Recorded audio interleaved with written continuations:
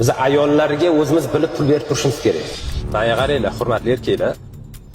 Ayollar bizdan pul so'rash kerak emas. Biz ayollarga o'zimiz bilib pul berib turishimiz kerak. Nima uchun degan savol tug'iladi. Birinchi navbatda erkak kishimiz. Ikkinchi navbatda tasavvur qilinglar, uyda ayolinglar nima ishlar qiladi?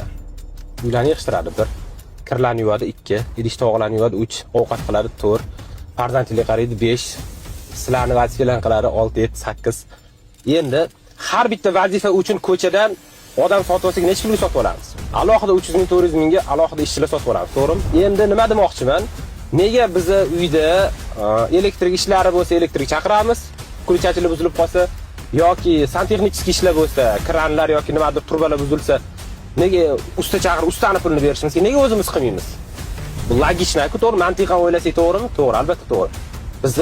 Bizani ayollarimiz ehson qilishga haqqi yo'qmi?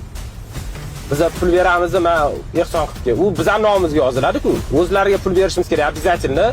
To'g'ri, hozir pul bera olmaslik sharoitimiz bo'lmasligi mumkin, lekin biz niyat qilib qo'yishimiz kerak, обязательно ayolimizga oyiga o'zimiz imkoniyatimizni kelib chiqib pullar berishimiz shart. Hurmatli ayollar, bu videoni kimga tashlashni o'zingizlar bilasizlar.